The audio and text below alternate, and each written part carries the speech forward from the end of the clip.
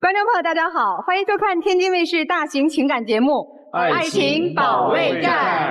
大家看，我们今天这两对情侣啊，他们遇到了什么样的问题？来，请出今天的两组嘉宾。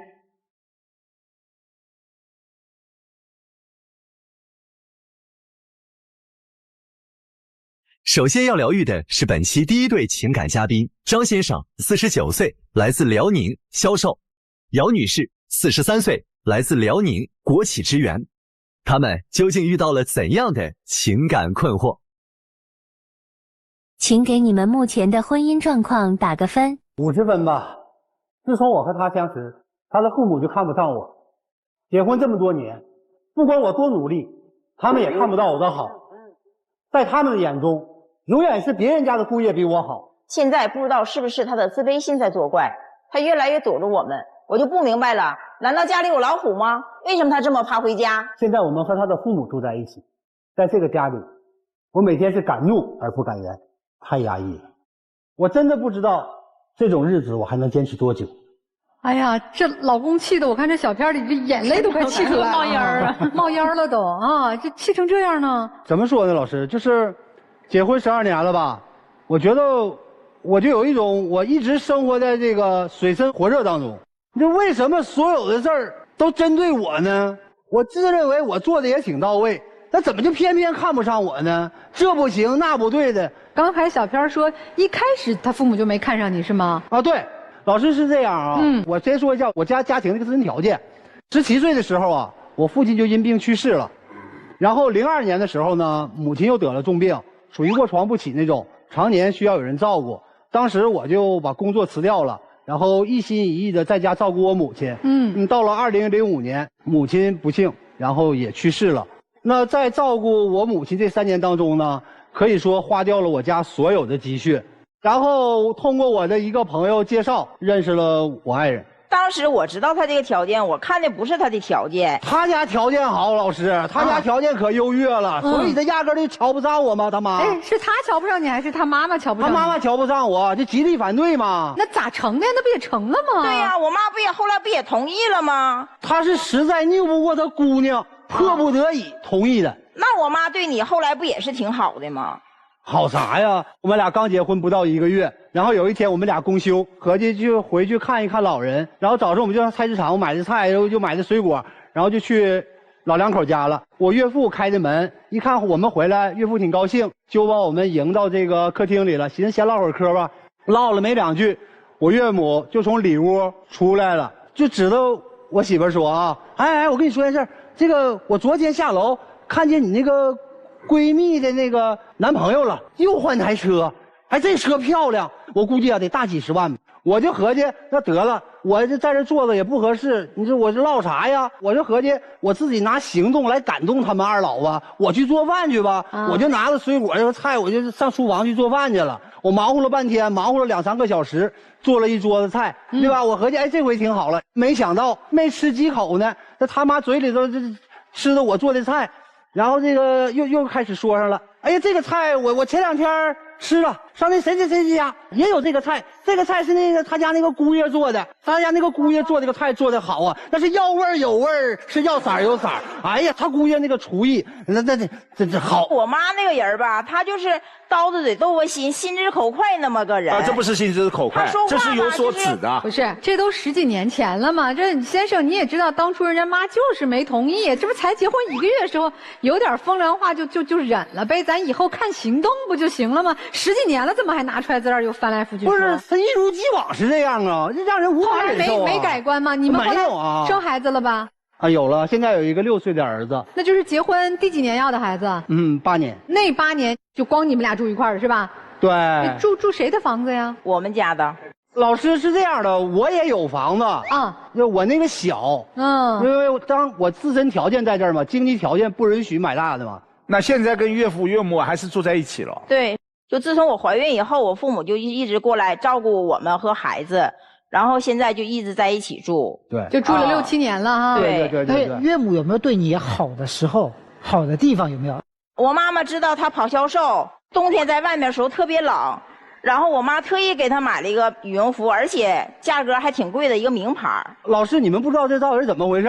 这事情不像他说那么简单的。有一年冬天，老两口有个想法，想上街溜达溜达，然后我媳妇瞅我一眼，你说我一个姑爷，在这家我也不敢吱声，我就跟去呗，我就去了。那年天也比较冷，我寻思我就买一件羽绒服，我真就相中一件，完了我试来着，穿在我身上我就觉得特别得体，就像给我做的一样，这件衣服我一眼就相中了，然后我就想买。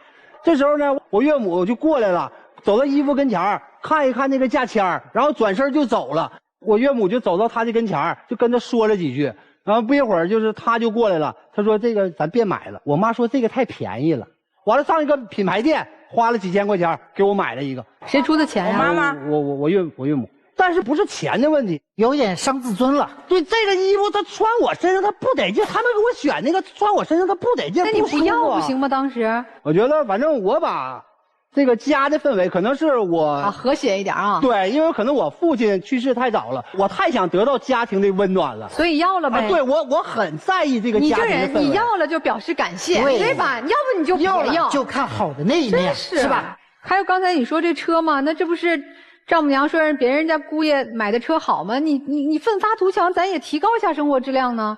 这个本身吧，我这个工作性质，说实话，跑业务哪儿都跑，有的时候上农村市场我们也去，因为我是做快消品的，负责这个大批发这一块的。有那乡村道啥路也不好，我现在不瞒各位老师，我就开一个二手的很普通的一个小车。有一回嘛，我岳母岳父他们现在不是退休了吗？几家老两口处的比较好的，他们就组团去旅游了，然后旅游了回来了，就挨个给子女打电话，让子女过来接个站，然后他让我去接个站。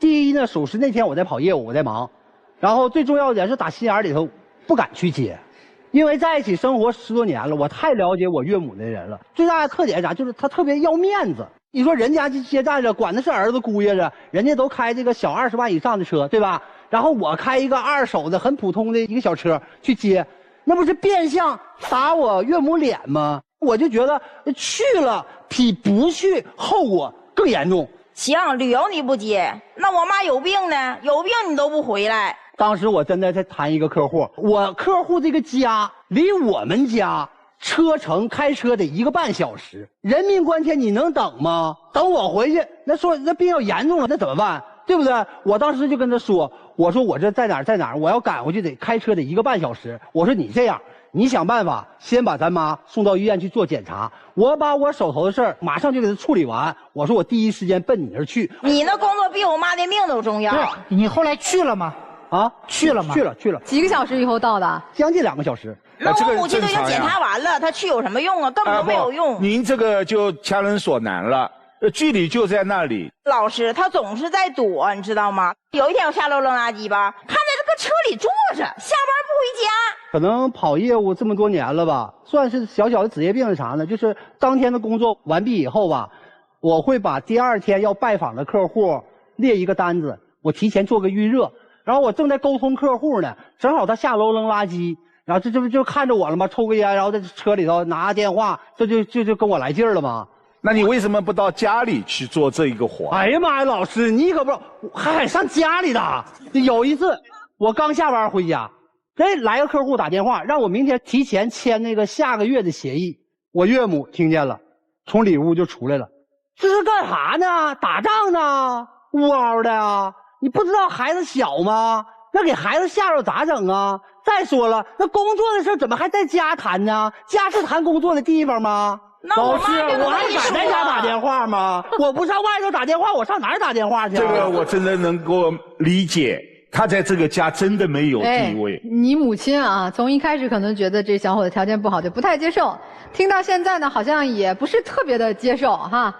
那你呢？就太太对你呢？太太会站在你这边替你说过话，或者说妈，你别说这些了。结婚前他是站在我这边的，结完婚渐渐的就向他爸他妈那边靠拢了嘛。19年的时候，然后我们的宝宝来到这个世界了，然后就是那时候我这心里又燃起希望了。我合计行了，这回你们愿意说那是你们的事儿，我也不跟你们掰扯，我也掰不明白，是不是？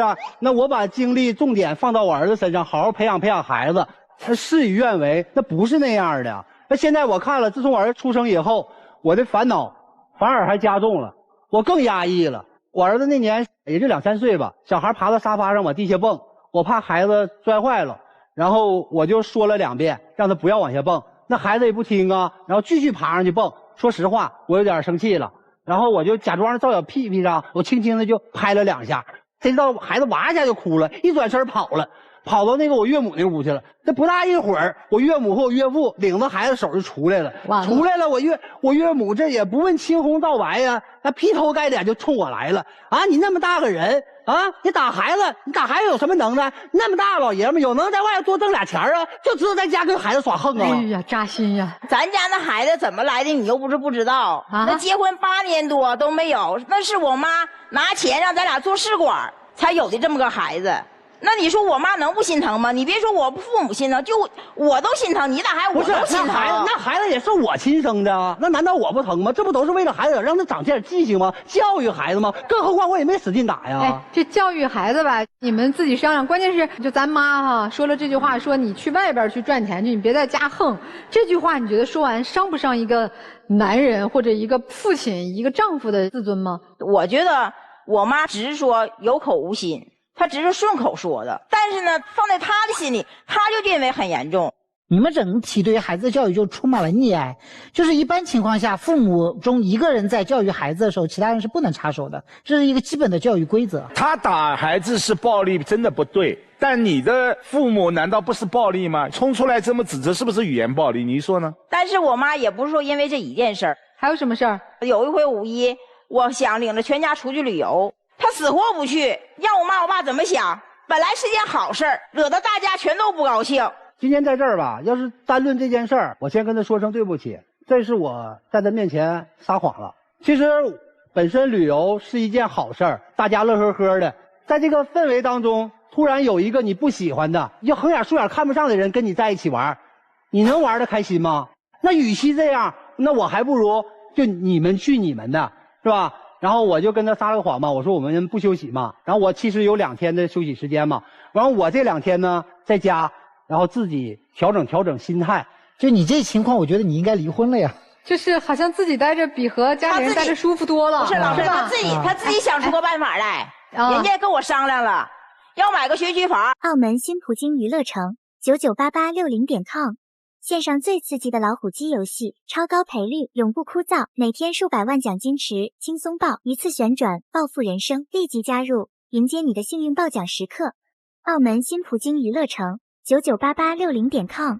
搬出去住，这个办法也没有错，也不过分呢。你让老师听听，这是个好办法呀。这孩子你说搬出去住了，我父母岁数越来越大，特别是我母亲身体还不好，出去了谁照顾他们呢？我家就我一个女儿。这一点我打断您了。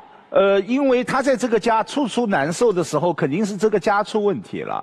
另外，你妈妈也看他不顺眼，那么让他搬出去，你妈妈不是顺眼了，身体更好了呗？是，那行，身体好，那孩子怎么办？孩子谁管？你们管了？他那个时间根本都不固定，下班不定几点下班，我还倒班，那孩子谁接送啊？早上他能起来给孩子做早餐吗？我说有些困难咱克服呗，对不对？哪有一帆风顺的？咱慢慢捋头绪呗。你觉得只要离开丈母娘，其他困难都能克服？就丈母娘这困难克服不了。是这样的，我是从2方面去考虑的啊。第一呢，我就觉得孩子教育方面，因为给他找一个学区好一点的，从小要打基础嘛，我觉得别输在起跑线上。第二个呢，我就觉得和老人暂时的先分开。不有那句话吗？什么距离产生美吗？我就合计这拉开距离了，是不是彼此之间那种尴尬就一点点的就化解了？这不2全其美的办法吗？这个妻子觉得丈夫刚才说的这些理由啊，站得住脚吗？这方面还行，咱就算有道理。那你说搬出去，我俩之间难道就没有矛盾吗？我们俩的消费观念根本都不一样。他就说我小心眼儿，不承认他乱花钱。我家那大衣柜啊，全是他的衣服。我们睡那个大床下面有2个大抽屉，你把那抽屉你拉开，这全是他的衣服。大部分家庭他能穿得过来吗？大部分家庭都这样。不是他穿不过来呀，女人买衣服不很正常吗？你一天穿几套衣服啊？衣服买多了还有啥？然后各位老师，你知道我媳妇这张脸花多少钱了吗？早那你愿意让我变成黄脸婆呀？啊！有一次我俩上街，他说他上那个美容院。我也不知道啥事儿，那我就跟着呗。去人二话没说，直接说我今天是来刷卡的。那我也不好拦着，卷面子，我在后面看呗。人家拿那卡直接咔一刷，我看那金额2万呢2万，哎呀那不少就那么歘一下就没了。那2万我跑业务，我得跑2月，辛辛苦苦才能挣出来。他花的是你的钱，就他花一下就没了。我自己挣钱呢。不对呀，老师，那成家了，我们是一家人了，夫妻共同那怎么还分彼此呢？那还分你的我的呢？不是人家妈给的吧？你要丈母娘给的，不是？那我每个月的工资我都上交啊。你们不知道，老师在我们单位哈都知道，我找了一个就是条件不怎么好的一个老公，没车没房，没有父母，什么都没有。那你说我要是再不打扮，一天再像那种黄脸婆一样，我怎么在单位混？我打扮也是给你面子。这个我说句公道话，你不是为了他的面子，是为了弥补内心自己的那种遗憾，你是看不起他的。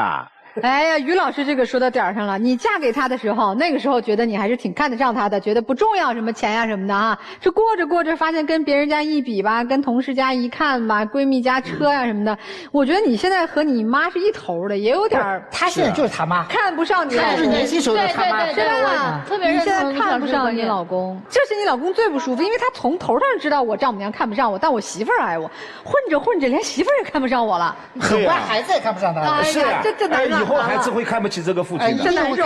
因为现在夫妻之间如果感情好，相亲相爱，孩子以后的心态一定是很健康的。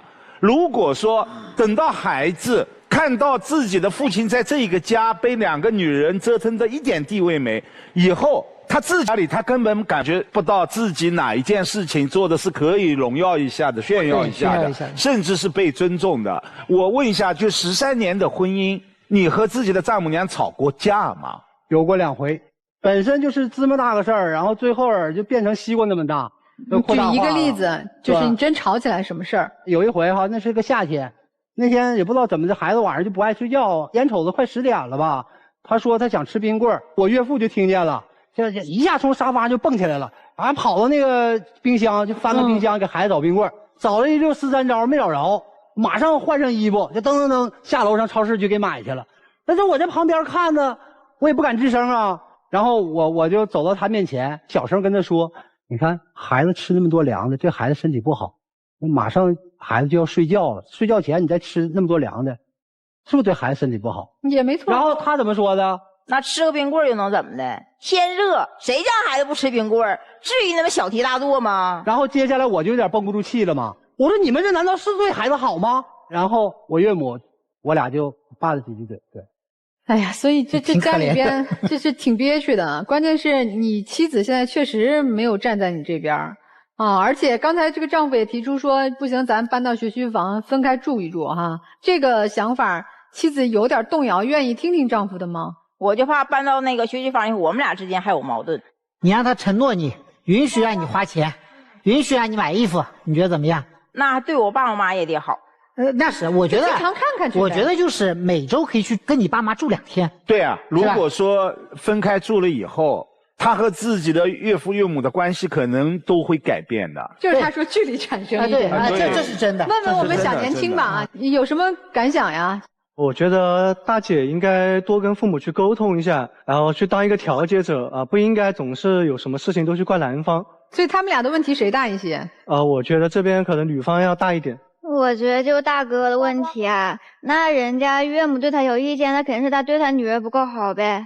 哦，这样还不够好哈？那你觉得这大哥在家受气吗？听着感觉挺受气的，也能觉得哈受气了啊。哎，那你男朋友在家受气吗？我觉得我做的也没什么问题啊，他有什么受气？所以你就没受气嘛啊，小伙子啊，待会儿好好讲讲你们俩怎么回事，听听我们老师的建议啊。就是首先大姐，我跟您说啊，就是不管是您也好，您父母也好，我觉得你们有一点太强的这个优越感了，而且这个优越感其实是从始至终的。你不要去优化那一条你没有选择的道路，你不要觉得你换一个老公，你就能过得比现在好，你这些烦恼就不会有，你可能还会有其他的烦恼，各种各样的烦恼都会有。因为你在步入婚姻之后，你的个人没有成长，你一直在趾高气扬、颐指气使的对你的老公说你应该怎么样，你应该怎么样，你应该怎么样。其实这样是不对的。就像刚刚我注意一个细节，就是说他说他要搬出去，你第一时间你蹦出来那个话，你搬出去那我父母谁来照顾？首先是你应该去照顾，而不是你第一时间反应说他走了我父母没人照顾了，那你是干什么的呢？第二个就是你们家的人没有因为他这些年的主动付出或者他的辛勤劳作而给了他任何相应的肯定。你扪心自问，你摸着良心说他有进步吗？有。那为什么不说呢？为什么只说对方永远没有去做的那些事情呢？你们家总共5口人，4个人是一个团伙，他1个人是个外人。你这样会给孩子树立一个非常不好的榜样，就是你的孩子以后就知道说他只要跟多数权力者站在一起，他可能不追求真理了。我觉得这对孩子来说，这个教育是非常失败的。你可以继续我行我素，但你要继续我行我素的结果就是你往后的人生也要为此刻的你自己买单。大哥，你其实很简单，你不能要情绪激动，你一旦情绪激动你就输，你知道吗？因为你一开始情绪激动就显得你不理智，你一旦不理智你就陷入了他们的逻辑陷阱，你就开始自证。吵不过别吵，拿实际行动出来，你要让他们感受一下，就是没有你的这么努力，这么全心全意付出，不是为了说你真的要离开，而是你要开始给自己建立起一个安全区的一个屏障。否则这样下去的话，虽然你是个男人，但是我觉得你的身心健康发展可能也会得到一些影响。所以我觉得先缓一缓，然后2个人单独的聊，你们俩安安静静坐下来好好的把你的诉求、你的想法跟他说。你得让他知道你现在在一个究竟什么样的处境里，你一味的忍啊，你已经忍到头了，我也已经看到头了。再往下走，如果你们俩再不做出任何的改变，真的就拜拜了。一个家庭为什么会越过越糟糕？为什么会鸡飞狗跳？其实原因很简单，就是因为这个家庭的权力是掌握在全家情商最低的人手里。你妈是不是个情商超低的人？你琢磨啊，你妈是不是一个未来会担心自己养老问题的人？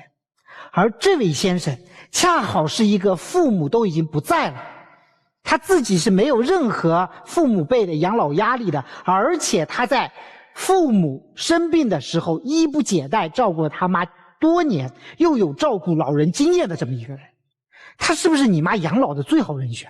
你妈当时应该特别喜欢他才对，可惜他就是被自己一时的情绪控制了。我女儿应该找更好，你女儿就你，如果今天真的找了一个挣大钱的，请问这个挣大钱的会对你爸妈有他那么好吗？他会这么唯唯诺诺吗？你爸妈敢在他面前摆出这个架子吗？你爸妈现在气能通畅吗？恰好是因为你选的对，选得好，你妈才过上这些年的好日子。她还不知足，她还不知道对在哪儿，好在哪儿。现在是一个很好的机会，就是你先生他找到了一个办法，就是为了孩子买一个学区房。这个时候作为妻子，我觉得你应该聪明一点。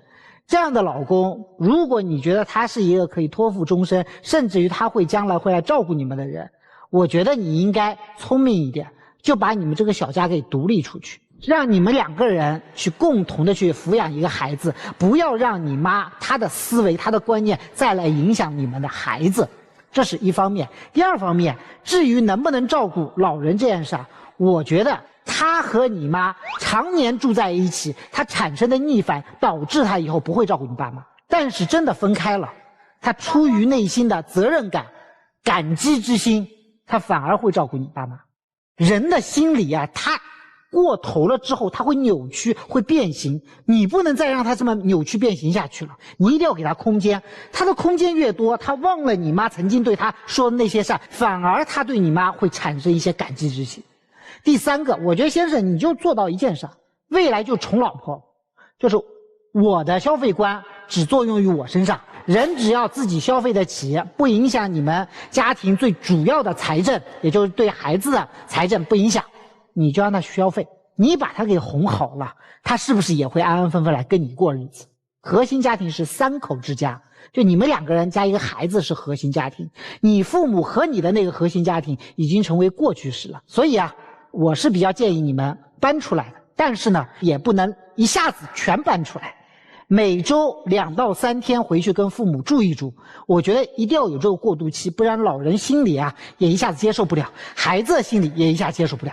陆琪老师一下就把这个问题的根源找到。电视机前的观众朋友，如果你也有这样的情感困惑，想要让我们陆琪老师给你指点一二，去微信公众号搜陆琪老师的名字，就会找到陆琪老师了。您再报一下自己是我们爱宝的粉丝的这个身份，陆琪老师还会给你们送上一份新人的礼包。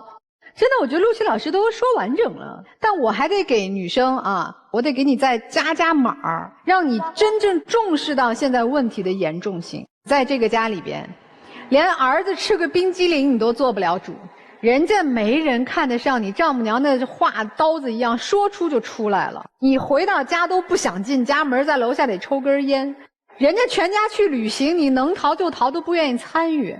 我就问你，那你要真搬出这个家去透2天气儿，你想不想？说实话，这个方法我也不采纳。你老公有多好啊？我都想说，咱就透口气儿，不回来1周行不行？一般男人说行啊，那我透气儿呗，你们反正也不需要我钱照样交给你，还不行吗？他一句伤你心的话都说不出来。他主要想孩子。陆琪老师说你妈没情商，你这情商这也被你妈带沟里了，传承下来了。他不心疼你啊？我听起来他都没有怎么太说他儿子的事儿，主要在说你，主要希望得到你的重视、你的关注、你的支持、你的肯定。还没听明白吗？你但凡能说句话，说妈呀，你别说了，因为我老公多不容易，这么辛苦挣钱，我就觉得我老公好。你但凡有这么一句话，他多少苦都咽了，是不是？那肯定的。所以啊，你的智商和情商呢？你家过到今天，你老公这么不愉快，我告诉你啊，你占90%的原因。咱不能要求老人，实话实说，你丈母娘和老丈人来是刚生孩子的时候转不开身的时候帮你们的忙啊。就算嘴上对你不够尊重，人家实打实出钱出力，是不是这份情在啊？所以咱不挑老人的理，老人的对与错是单说，你这个妻子得有担当啊。所以咱要好好过日子，你们是一个很有感情基础，很希望把日子过好的夫妻。如果真的是离心离德的，我们就不劝了，也不是不能离婚嘛。你们其实想把日子过好，想把孩子带好，还想孝顺老人的，对吧？你这老公其实很孝顺啊。那既然有这样共同的希望幸福的想法，咱就把那个劲儿往一处使啊，别往那个不对的地方使。妻子要作为。我希望你的母亲不要再欺负张先生了。我觉得已经用到欺负这个词了，这个有点不善良了。他刚刚在讲话的时候，你听到了吗？还讲的是我妈，没讲我丈母娘。他真的当妈了。其次，到这样的一个情况，他没有考虑过任何跟你分开、跟你离婚，甚至他想搬出去透2天风，他都没有想过。这么好的一个男生去哪儿找？还有一点就是，你们这样的生活方式，孩子的姥爷以及他的父亲，家里的男性形象都是这样树立的话，那恰巧你们家的孩子还是一个男生，他对孩子成长也是非常的不利的。他会不会延续您的母亲和你的这种交流方式？很严肃这个问题。归根结底就是一句话，希望搬出来，比如说周末了回去享受一下，让父母享受一下天伦之乐。有孩子那2天让他宠一宠吧，可以吃个雪糕，大哥肯定也赞同。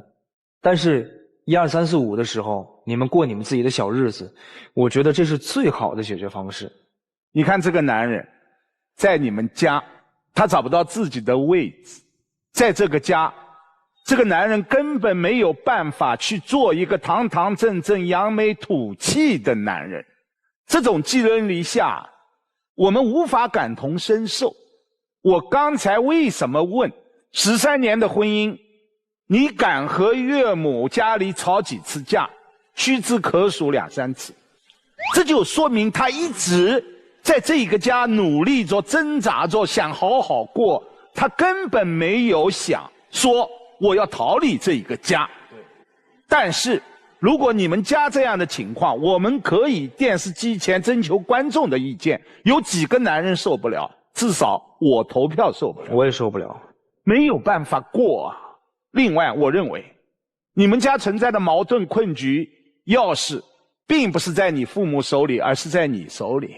你父母强烈反对，但是你坚持了，父母不是听你了吗？老人是希望你们好的。如果你们2个人，你对他的尊重彰显给你的父母看的时候，我坚信你父母的态度是会改变的。该说的我们大家都说了，最后送你2个字：珍惜。其实我再补充一句啊，我是锦州人，你们是营口的，对不对？对，应该离得很近啊。我代表大哥邀请你们到锦州，我作为大哥的朋友们，请你们吃烧烤。请你们一家吃烧烤，谢谢好不好？谢谢老师就是请你们去锦州玩，因为我作为大哥的家人，我要替他撑这个腰。说明你老公是值得我们大家去鼓励、支持和赞美的好男人。